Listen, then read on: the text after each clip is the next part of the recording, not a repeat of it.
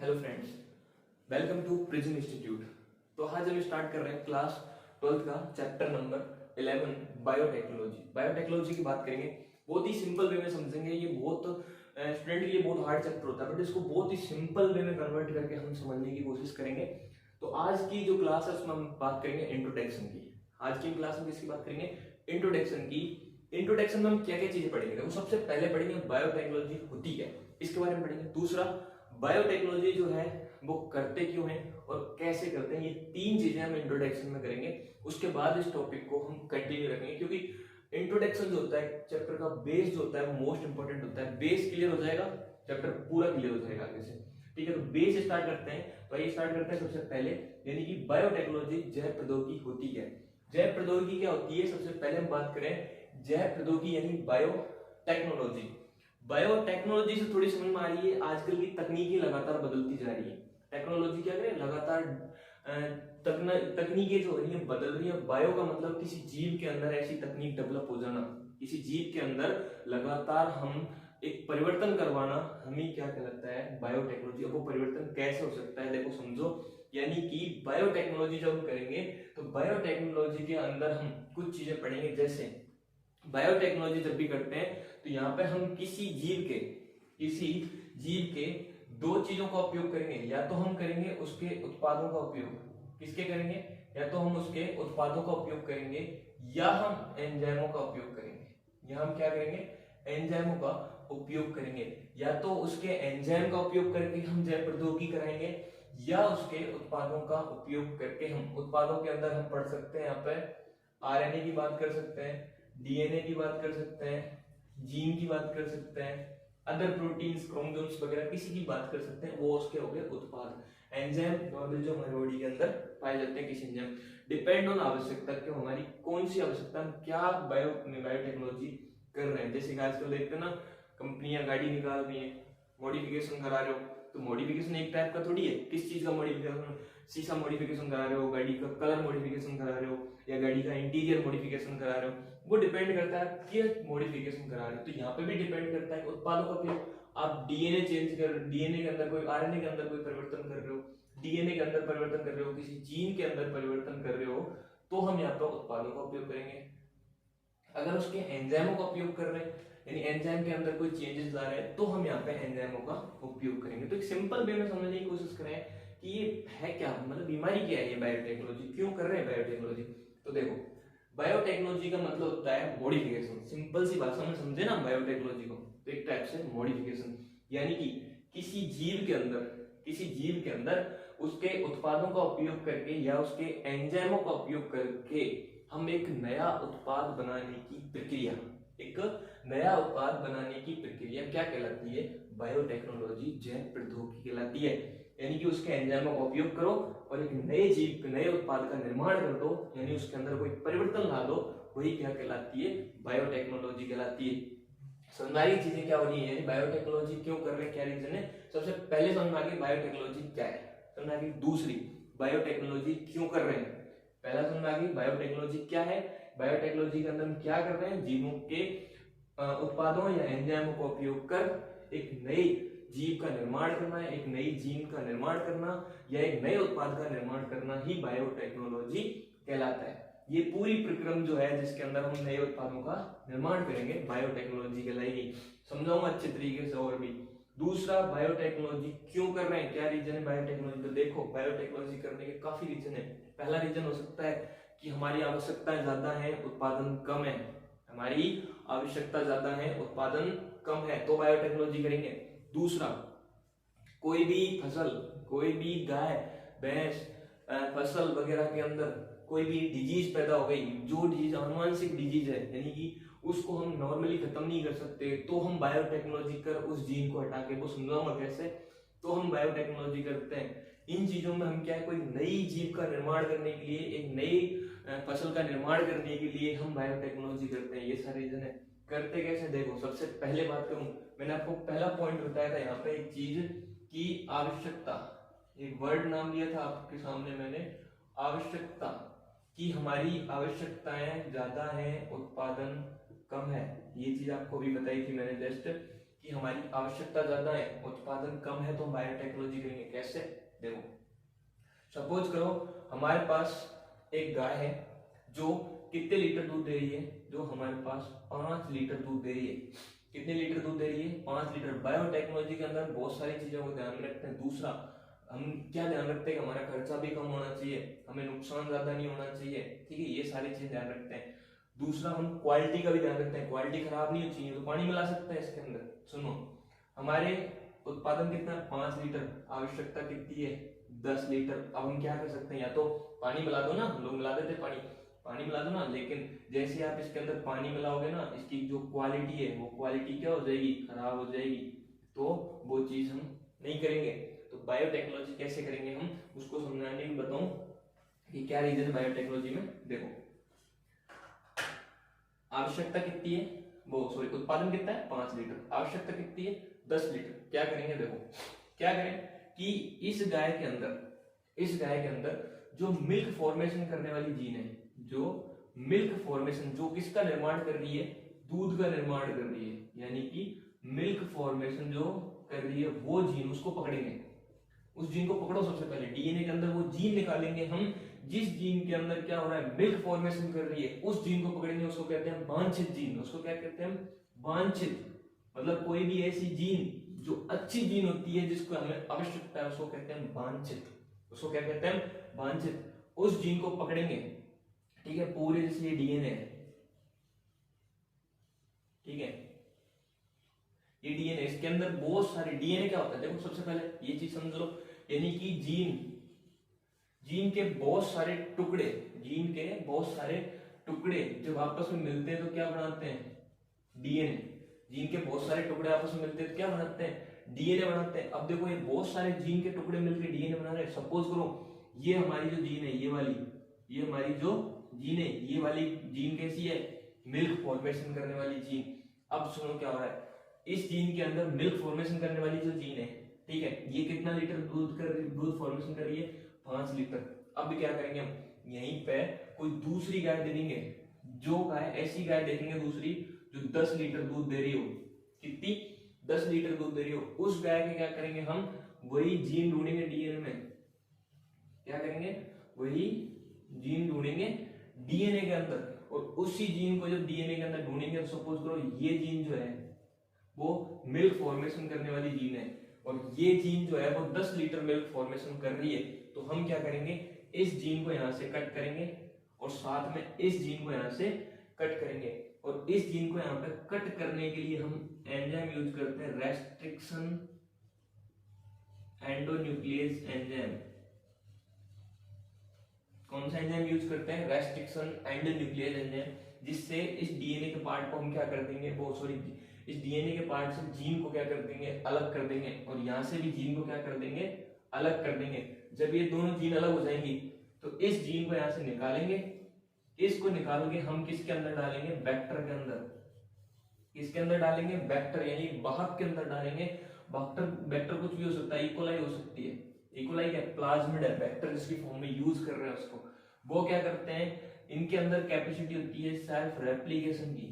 किसकी कैपेसिटी होती है? रेप्लिकेशन कराने की, यानी प्रतिकृति बनाने की। तो ये क्या करेंगी?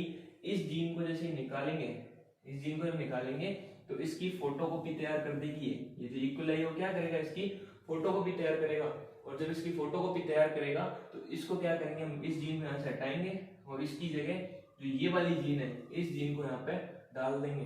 तो ये 10 लीटर दूध का निर्माण कर रही थी, ये 5, तो अब ये वाली भी गाय कितने लीटर दूध का निर्माण करेगी? 10 लीटर दूध का। तो हमें आवश्यकता भी कितनी है? 10। ये हो गया एक प्रोसेस बायोटेक्नोलॉजी। ये एक प्रोसेस कौन सी हो गई? बायोटेक्नोलॉजी। हम इस तरीके से बायोटेक्नोलॉजी करेंगे। अब देखो, हमने 2 गाय ले सकते थे यहाँ पे, क्यों नहीं ली? क्योंकि चारा ज्यादा हो जाता तो हमारा खर्चा बढ़ गया, तो उससे फायदा क्या हुआ? तो हमें क्या करना है? हमारा खर्चा भी नहीं होना चाहिए, खर्चा भी कम रहना चाहिए, और हमारा उत्पादन भी बढ़ जाना चाहिए, क्वालिटी भी नहीं गिरनी चाहिए। अभी देखो, जीन बदली, क्वालिटी भी खराब नहीं हुई, पानी मिला के क्वालिटी खराब हो रही थी, क्वालिटी खराब नहीं हुई, क्वालिटी बनी रह गई, जीन वही हो गई, सारा काम वही हो गया, तो अपना काम हो गया ना, ठीक है। तो इस तरीके से क्या करते हैं? आवश्यकताओं की पूर्ति। दूसरा, मॉडिफिकेशन करते हैं कोई भी चीज अच्छी बनाने के लिए। दूसरा, तीसरी चीज, हमें जैसे कोई भी बीमारी है, कोई भी बीमारी हो गई, प्लांटों के अंदर कोई डिजीज पैदा हो गया, कोई रोग पैदा हो गया, उसको खत्म करने के लिए हम क्या करते हैं, बायोटेक्नोलॉजी करते हैं, जैव प्रौद्योगिकी करते हैं। उसमें भी क्या करते हैं, जीन परिवर्तित करते हैं। तो समझ में आ गया बायोटेक्नोलॉजी होती क्या है। जैसे दूसरा, हमें अपने उत्पाद बनाने के लिए, अपनी खाने की चीजें जैसे कि डबल रोटी बनाने के लिए जो ब्रेड वगैरह बनते हैं ना, उनके लिए भी क्या करते हैं, बायोटेक्नोलॉजी करते हैं। दूसरा, दही वगैरह बनती है, शराब बनती है, वहां पे भी क्या करते हैं, बायोटेक्नोलॉजी यूज करते हैं। शराब में भी क्या करते हैं, बायो माइक्रो ऑर्गेनिज्म यूज करते हैं। तो माइक्रो ऑर्गेनिज्म के पदार्थ यूज कर रहे हैं ना, उत्पाद हम यूज कर रहे हैं, एंजाइम यूज कर रहे हैं, तो क्या है, बायोटेक्नोलॉजी। उसमें भी क्या कर रहे हैं, शराब वगैरह बना रहे हैं। अब यहाँ पे बात करते हैं बायोटेक्नोलॉजी से आगे चलते हैं। बायोटेक्नोलॉजी होते हैं जैव प्रौद्योगिकी के सिद्धांत। इनकी बात करते हैं हम, जैव प्रौद्योगिकी के सिद्धांत, यानी कि किन किन सिद्धांतों पे कार्य करता है जैव प्रौद्योगिकी जो होती है, वो किन सिद्धांतों पर कार्य करती है, इसकी अगर हम बात करें तो इंट्रोडक्शन है, अच्छे से क्लियर हो जाना चाहिए, ठीक है। इंट्रोडक्शन क्लियर हो रहा है, बाकी आगे की चीजें नॉर्मली क्लियर हो जाएंगी, ठीक है, कोई दिक्कत नहीं है। दूसरा क्या, एक बार रिपीट करूं, बायोटेक्नोलॉजी समझ में आ रही है। बायोटेक्नोलॉजी क्या होती है, यानी कि आवश्यकताओं की पूर्ति के लिए, आवश्यकताओं की, जीव अपनी आवश्यकताओं की पूर्ति के लिए किसी जीव के उत्पाद या एंजाइम का उपयोग कर उसके उत्पादन को बढ़ावा देना, उसके उत्पादन को बढ़ाना या एक नई चीज का निर्माण करना, नए उत्पाद का निर्माण करना, पूरी प्रक्रिया बायोटेक्नोलॉजी कहलाती है। दूसरी बात करते हैं यहाँ पे, पहले नेक्स्ट टॉपिक आ रहा है आपके जैव प्रौद्योगिकी,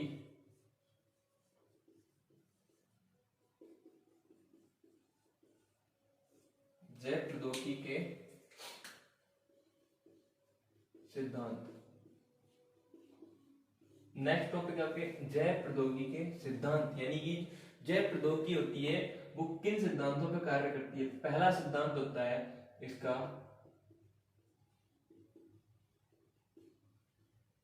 आनुवांशिक इंजीनियरिंग। पहला सिद्धांत कौन सा है इसका, आनुवांशिक इंजीनियरिंग, पहला सिद्धांत कार्य करता है। दो सिद्धांत हैं, एक होता है, दूसरा आपको लिख देता हूं, दूसरा सिद्धांत है आपको जैव विक्रम। दोनों सिद्धांतों की बात करते हैं और इसी के साथ टॉपिक खत्म करेंगे वीडियो नेक्स्ट, ठीक है, बड़ी हो जाएगी वीडियो ज्यादा। आनुवांशिक इंजीनियरिंग इंग्लिश में देखें तो जेनेटिक इंजीनियरिंग, ठीक है। तो आनुवांशिक इंजीनियरिंग और दूसरा होता है जैव प्रक्रम। दो चीजों के बारे में सिद्धांत है, दो सिद्धांतों पे कार्य करती है, यानी जैव प्रौद्योगिकी होती है वो दो सिद्धांत पर कार्य कर रही है, एक कर रही है आनुवांशिक इंजीनियरिंग पर, दूसरी कर रही है जैव प्रक्रम पर। अब एक एक की बात कर लेते हैं। यहाँ पे आनुवांशिक इंजीनियरिंग क्या होती है, पहली बात करते हैं आनुवांशिक इंजीनियरिंग, जेनेटिक इंजीनियरिंग। आनुवांशिक से मतलब समझते हो थोड़ा सा, आनुवांशिक क्या होता है, जेनेटिक क्या होता है, जेनेटिक होता है आनुवांशिक पदार्थ आरएनए और डीएनए। जेनेटिक यानी कि आनुवांशिक पदार्थ क्या होता है, आरएनए और डीएनए। और इंजीनियरिंग का मतलब सिंपल सा होता है, इंजीनियरिंग का मतलब होता है तोड़ फोड़ और नई चीजों का निर्माण करना ही क्या कहलाता है, इंजीनियरिंग कहलाता है। यानी कि हम क्या करेंगे यहाँ पे, आरएनए और डीएनए को तोड़ेंगे, जोड़ेंगे या फिर एक नए डीएनए का निर्माण कराएंगे, और वही क्या कहलाती है, आनुवांशिक इंजीनियरिंग। समझ आ रही है थोड़ी थोड़ी क्या कह रहा हूँ, यानी कि आनुवांशिक इंजीनियरिंग पहला सिद्धांत क्या होता है, मैंने पहले ही कहा था आपको, जैव प्रौद्योगिकी हम दो ही काम करेंगे, कोई भी जीव का पदार्थ लेंगे, एंजाइम लेंगे, तोड़ेंगे, जोड़ेंगे और नए जीव का निर्माण करेंगे। यहाँ पे भी पहला सिद्धांत है आनुवांशिक इंजीनियरिंग, यानी कि जेनेटिक पदार्थ, जेनेटिक यानी आरएनए डीएनए, इंजीनियरिंग कैसे करते हैं, उसको लेंगे, तोड़ेंगे, जोड़ेंगे और नए जीव का निर्माण करेंगे। यानी कि अगर हम सीधा सीधा सा फंडा अगर हम यहाँ पे कहना चाहें तो आनुवांशिक इंजीनियरिंग का मतलब होता है कि किसी भी जीव के आनुवांशिक पदार्थ को, किसी भी जीव के आनुवांशिक पदार्थ या डीएनए या आरएनए को तोड़कर जोड़कर एक नए उत्पाद का निर्माण करना आनुवांशिक इंजीनियरिंग कहलाती है, आनुवांशिक इंजीनियरिंग कहलाती है। यानी कि इससे क्या करेंगे, अब आनुवांशिक इंजीनियरिंग करते क्यों है, यहाँ पे थोड़ी इसको बाद में बात करेंगे, पहले आनुवांशिक इंजीनियरिंग खत्म करते हैं। आनुवांशिक इंजीनियरिंग होती क्या है, इसकी अगर हम बात करें, देखो आनुवांशिक इंजीनियरिंग की हम बात करेंगे, डीएनए आरएनए। देखो सबसे ज्यादा जो जेनेटिक मटेरियल माना जाता है ना, सबसे बढ़िया वो होता है डीएनए। कौन सा होता है, डीएनए। कुछ जीव जैसे वायरस होते हैं उनके अंदर आरएनए जेनेटिक मटेरियल होता है, बाकी हमारे अंदर जो मेनली होता है वो डीएनए होता है। हमारे अंदर कौन सा होता है, यानी डीएनए जो होता है वो जेनेटिक मटेरियल होता है, ठीक है। अगर हम इसकी बात करें कि डीएनए जेनेटिक मटेरियल है, तो आनुवंशिक इंजीनियरिंग करते कैसे हैं, क्या सिस्टम है आनुवंशिक इंजीनियरिंग करेगा। देखो तो आपने इसको पढ़ने से पहले एक चीज क्लियर कराऊं कि आपने हमेशा देखा होगा एक होता है लैंगिक जनन, एक होता है लैंगिक जनन, पढ़ते आ रहे हो चैप्टर नंबर 3 में भी पढ़ा होगा आपने, ठीक है। और दूसरा होता है अलैंगिक जनन, ठीक है, दूसरा होता है अलैंगिक जनन। एक होता है लैंगिक जनन, दूसरा होता है अलैंगिक जनन। देखो आनुवंशिक इंजीनियरिंग हम डिपेंड करता है डीएनए, किस पर डिपेंड कर रही है, डीएनए पे। तो यहाँ पे अगर हम बात करें कि लैंगिक और अलैंगिक जनन क्यों पढ़ रहे हैं, क्योंकि डीएनए जो होता है, डीएनए जो होता है वो आनुवंशिक पदार्थ है, और लैंगिक और अलैंगिक जनन जो होता है वो भी आनुवंशिक पदार्थ पे ही कार्य करेगा। इसीलिए हम यहाँ पे अलैंगिक और लैंगिक जनन के बारे में थोड़ा देखते हैं। आपने एक चीज पढ़ी होगी, एक वर्ड नाम सुना होगा कि अलैंगिक जनन के अंदर, अलैंगिक जनन के अंदर विभिन्नताएं नहीं आती, अलैंगिक जनन के अंदर विभिन्नताएं नहीं आती, लेकिन लैंगिक जनन के अंदर विभिन्नताएं आती हैं। लैंगिक जनन के अंदर क्या होता है, विभिन्नताएं आती हैं, अलैंगिक जनन के अंदर कोई विभिन्नता नहीं आती। इसी वजह से इसी के अंदर जो पुराना डीएनए होता है वो संरक्षित रहता है, जो पुराना डीएनए जेनेटिक मटेरियल है वही बना रहता है, यानी कि इसके अंदर बनने वाली संततियों में कोई विभिन्नताएं नहीं आती। लेकिन लैंगिक जनन के अंदर बनने वाली संततियों के अंदर डीएनए में परिवर्तन होता है, और आने वाली जो नई संतति बनती है उनके अंदर विभिन्नताएं आती हैं, और यही रीजन होता है आनुवंशिक इंजीनियरिंग करवाने का। कैसे, देखो यहाँ पे जब भी हम क्या होता है लैंगिक जनन करते हैं तो 99.9% जो डीएनए होता है वो क्या होता है, हमारे जो जनक होते हैं उनसे हमारा सिमिलर होता है, बट जो 0.1% डीएनए होता है वो हमारा डिफरेंस माना जाता है। यही होता है ना रीजन। तो देखो जब इसके अंदर विभिन्नताएं आएंगी, विभिन्नताएं आने की वजह से हमारा डीएनए बदलेगा, डीएनए बदलेगा तो हमारे अंदर क्या हो सकता है, ऐसा भी हो सकता है कि हमारे अंदर जेनेटिक डिजीज हो जाए, हमारे अंदर क्या हो जाए, जेनेटिक डिजीज पैदा हो जाए। यानी कि हमारे अंदर ऐसा भी हो सकता है कि जब लैंगिक जनन होगा तो हमारे अंदर जो पुराना डीएनए वो भी जाएगा, उसके साथ एक नया डीएनए भी जाएगा। क्यों, कि लैंगिक जनन के अंदर जब संतति के अंदर डीएनए जाता है तो वो 99.9% डीएनए पुराना होता है, 0.1% डीएनए नया आता है, और जो 0.1% डीएनए जो नया आएगा, जेनेटिक मटेरियल जो नया आएगा वो हमारे अंदर डिजीज पैदा कर सकता है, वो हमारे अंदर क्या कर सकता है, डिजीज पैदा कर सकता है। और ये डिजीज हम इनको कहते हैं आनुवंशिक रोग। क्या कहते हैं, आनुवंशिक रोग। और ये आनुवंशिक अगर रोग हो रहे, आनुवंशिक रोग अगर होते हैं तो उनमें एक सबसे बड़ी प्रॉब्लम हमारे क्रिएट हो जाती है कि जब आनुवंशिक रोग होंगे तो उनको रोकने के लिए हम क्या कर सकते हैं, उनको रोकने के लिए कि वो आगे वाली संतति में क्या ट्रांसफर ना हो, आगे वाली संतति में ना जाए, तो हम जो आनुवंशिक रोग है, आनुवंशिक रोग है वो किसके अंदर मिलेगा, आपको डीएनए के अंदर मिलेगा। किसके अंदर मिलेगा, डीएनए के अंदर मिलेगा। और आपको पता है डीएनए किससे बना होता है, बहुत सारी जीन से मिलकर डीएनए बनता है, ये चीज अभी बताइए आपको। तो यानी कि ये जो आनुवंशिक रोग है ये किससे पैदा हो सकता है, ये एक जीन से पैदा होगा, किसी पर्टिकुलर जीन के अंदर ये रोग मिलेगा हमें। तो हम क्या कर सकते हैं वहां पे कि इस जीन के अंदर हम परिवर्तन कर सकते हैं, इस जीन के अंदर हम क्या कर सकते हैं, परिवर्तन करके उस व्यक्ति के डीएनए को हम रोगाणु रहित कर सकते हैं, यानी कि उसके अंदर से हम डिजीज को हटा सकते हैं, और डिजीज हट जाएगी तो आगे जो बनने वाली संतति है उनके अंदर ये जो बीमारी है ये ट्रांसफर नहीं होगी। तो यहाँ पे भी हम जैव प्रौद्योगिकी करते हैं। तो पहला सिद्धांत आपको समझाया आनुवंशिक इंजीनियरिंग, समझ में आया आनुवंशिक इंजीनियरिंग क्या रीजन रहा है। आनुवंशिक इंजीनियरिंग के अंदर क्या हुआ था कि हम लैंगिक और अलैंगिक दो जननों की बात करते हैं। लैंगिक जनन के अंदर संतति में विभिन्नताएं आती हैं, अलैंगिक जनन के अंदर संतति में विभिन्नताएं नहीं आती, और संतति में विभिन्नताएं नहीं आएंगी तो पुराना डीएनए ही संरक्षित रहेगा, पुराना डीएनए ही संरक्षित रहता है। लैंगिक जनन जो होती है वो स्लो होता है और अलैंगिक जनन थोड़ा फास्ट होता है। देखो अच्छा इसलिए नहीं है, देखो अब आप कह सकते हो, आप ये चीज कह सकते हो सर कि अलैंगिक जनन जो होता है वो अच्छा होता है, तो आप एक कमेंट बॉक्स में बताना कि लैंगिक जनन अच्छा होता है या अलैंगिक जनन अच्छा होता है, क्योंकि ये पहले चैप्टर में पढ़ चुके हो आप, चैप्टर नंबर 3 के अंदर भी ये चीजें डिस्कस की हुई हैं।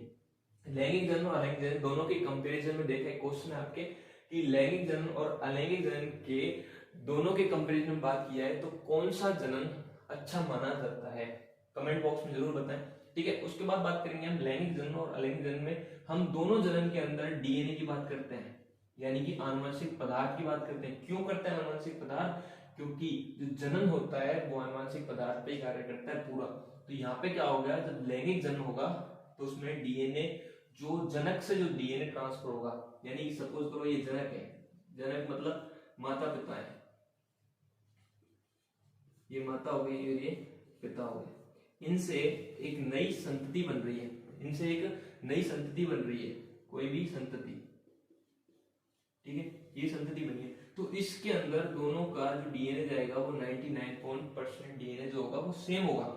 अगर इनके अंदर रोग है, अगर इनके अंदर रोग है तो रोग पैदा हो जाएगा इनके अंदर। दूसरी कंडीशन यहां से भी पैदा नहीं होगा ना, तो दूसरी कंडीशन ऐसी हो सकती है कि जो 0.1% जो डीएनए अलग आएगा ना, दूसरा वाला जो डीएनए आएगा उससे इसके अंदर क्या हो सकता है, बीमारी उत्पन्न हो सकती है।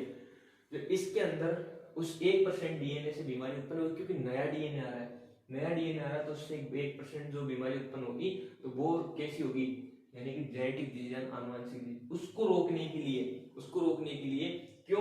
क्योंकि ये हम बात करेंगे संतति के अंदर जो रोग आया, आनुवंशिक रोग आया, वो डीएनए में आया। किस में आया? डीएनए में आया। और डीएनए किससे मिलकर बना होता है? जीन से। डीएनए किससे मिलकर बना होता है?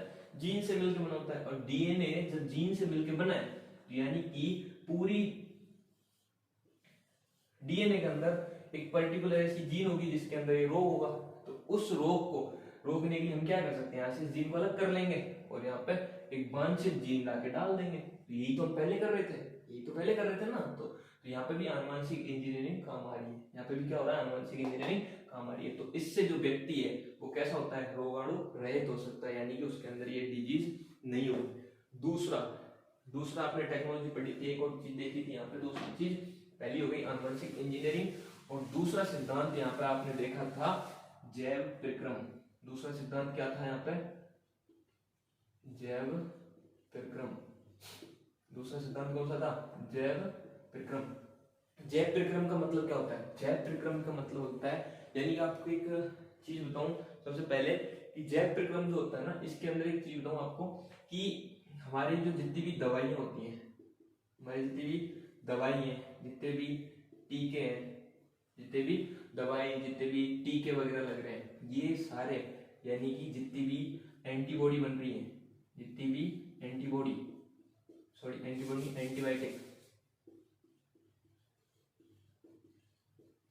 जितनी भी एंटीबायोटिक बन रही है, इनके सबके बनने के सोर्स क्या होते हैं? इन सबके बनने के सोर्स क्या होते हैं? जब आपको सोर्स पता लग जाएगा ना, तो हमको ये भी पता लग जाएगा कि जैव प्रक्रम के अंदर जो सिद्धांत है वो बायोटेक्नोलॉजी को क्यों मान रहे हैं। तो देखो यहाँ पे सोर्स अगर हम बात करें तो सोर्स, पहला सोर्स मान सकते हैं हम प्लांट और दूसरा सोर्स मान सकते हैं एनिमल। किसी भी दवाई का निर्माण हो रहा हो, किसी भी टीके का निर्माण हो रहा हो, या कोई भी एंटीबायोटिक तैयार हो रही हो, उसके दो सोर्स होते हैं। पहला होता है प्लांट, दूसरा होता है एनिमल। यानी कि अगर आप एंटीबायोटिक बना रहे हो तो प्लांट का कोई भी पार्ट है, कोई भी भाग लेके हम एंटीबायोटिक बनाएंगे, डिपेंड करता है कौन सी एंटीबायोटिक बना रहे हो। दूसरा दवाई बना रहे हो, उसमें भी प्लांट या एनिमल का कोई पार्ट काम आएगा। जैसे इंसुलिन आप बना, इंसुलिन किसमें? डायबिटीज के अंदर इंसुलिन काम में लेते हैं। तो डायबिटीज के अंदर जब इंसुलिन काम में लेते हैं, वो किससे निकाला जाता है? वो भी हमारी बॉडी से निकाला जाता है, एनिमल से निकाला जाता है। यानी कि इंसुलिन भी हमारी एनिमल से। जितनी भी दवाइयां, जितने भी टीके बनते हैं, वो या तो प्लांट से लिए जाते हैं या एनिमल से लिए जाते हैं। यहीं पर हम दूसरी बात करेंगे जैव प्रक्रम की, कि जैव प्रक्रम के अंदर हम ऐसा प्रक्रम जिसमें हम एंटीबायोटिक बनाएं या टीका निर्माण कराएं या हम दवाइयां निर्माण कराएं, उन सारी प्रक्रम प्रोसेस के अंदर हम किसी जीव या किसी पादप के भाग को काम में लेके एक क्या करते हैं, हम एक जैव प्रक्रम यानी कि दवाई, टीका या एंटीबायोटिक का निर्माण करते हैं। ये सारे निर्माण करने की प्रक्रिया, दवाई बनाने की प्रक्रिया, टीका बनाने की प्रक्रिया, एंटीबायोटिक बनाने की प्रक्रिया, जो भी किसी जीव या एनिमल के किसी भाग से, ये पूरी प्रक्रिया जो कहलाती है वो कहलाती है जैव प्रक्रम। क्या कहलाती है? जैव प्रक्रम। यानी कि एक बार जस्ट रिवाइज करके देखें कि अब तक हमने पूरे इंट्रोडक्शन किया। देखो ये सबसे मोस्ट इंपोर्टेंट इंट्रोडक्शन। क्यों? क्योंकि ये सारी चीजें एक ब्रॉड लेवल पर हम आगे डिस्कस करेंगे, पूरी चीजें पढ़ेंगे कि भाई जो आपने आनुवंशिक जो इंजीनियरिंग पढ़ी है वो इतनी नहीं है जितनी मैंने अभी आपको कराई है। आनुवंशिक बहुत है, उसके अंदर छोटे छोटे पार्ट होते हैं, क्लोनिंग, रेप्लिकेशन, ठीक है, क्लोनिंग कराएंगे, क्लोनिंग कैसे हो रही है, रेप्लिकेशन कैसे हो रहा है, ओराई साइट क्या है जो ओरिजिन ऑफ रेप्लिकेशन कर रहे हैं, रेस्ट्रिक्स एंडोन्यूक्लियस क्या है, लाइगेज क्या, बहुत सारी चीजें यहाँ पे जो हम पढ़ेंगे। तो सबसे पहले एक जर्नल सा इंट्रोडक्शन था कि ये चीजें हम इसके अंदर ऐसे ऐसे टाइप से पढ़ेंगे, ठीक है। तो एक जस्ट रिवाइज करके देखें, जैव प्रौद्योगिकी बायोटेक्नोलॉजी क्या होती है, यानी किसी जीव के उत्पाद या एंजाइमों का उपयोग करके एक नए उत्पाद का निर्माण करने की प्रक्रिया जैव प्रौद्योगिकी कहलाती है, ठीक है। ये सारी प्रक्रिया क्यों करती है वो बता दी थी। उसके बाद हमने पढ़ा था जैव सिद्धांत, जैव प्रौद्योगिकी सिद्धांत। दो सिद्धांत थे, पहला सिद्धांत था आनुवंशिक इंजीनियरिंग, दूसरा सिद्धांत था जैव प्रक्रम। आनुवंशिक इंजीनियरिंग बताई दी थी, आनुवंशिक इंजीनियरिंग क्या होती है, यानी आनुवंशिक इंजीनियरिंग के हम क्या कर रहे थे, किसी जीव का डीएनए आरएनए में परिवर्तन करके उसके रोगाणु रहित डीएनए बनाना, रोगाणु रहित डीएनए बनाना या रोगाणु रहित जीन का निर्माण करना, ठीक है, जिसके अंदर कोई भी रोग ना हो, या उसको एक अच्छी जीन, वांछित जीन का उत्पादन करना। देखो genetic engineering only for disease से बचाने के लिए नहीं कर रहे हैं हम उसको ये भी कर रहे हैं कि हमारा उत्पादन अच्छा नहीं हो रहा तो आनुवंशिक इंजीनियरिंग करेंगे, ठीक है। दूसरा, हमारे कोई रोग उत्पन्न हो रहा है तो आनुवंशिक इंजीनियरिंग करेंगे। दूसरा, उत्पादन की क्वालिटी कम है तो हम क्या करेंगे, जेनेटिक इंजीनियरिंग करेंगे। दूसरा, जैव प्रक्रम। जैव प्रक्रम के अंदर क्या है कि जैव प्रक्रम की वो पूरी प्रक्रिया जिसके अंदर हम प्लांट या एनिमल के किसी भाग का उपयोग करके हम रोगाणु रहित एंटीबायोटिक या फिर टीका या दवाई का निर्माण करते हैं, वो प्रक्रिया क्या कहलाती है, जैव प्रक्रम कहलाती है। नेक्स्ट इससे आगे अगली क्लास में बात करेंगे। इसमें अगर आपको कोई भी डाउट है या कैसे भी कोई भी चीज आपको पूछनी है तो आप कमेंट बॉक्स में लिखें। दूसरा, हमारे इसके जो नोट्स हैं वो हमारे टेलीग्राम चैनल पे, जिसका लिंक इस वीडियो की डिस्क्रिप्शन में आपको मिल जाएगा, वहाँ पे इसके नोट्स भी अवेलेबल हो जाएंगे। जिस दिन लास्ट क्लास खत्म होगी उस दिन नोट्स मिल जाएंगे। जो भी डाउट है वो वहाँ से आप हमारे क्लियर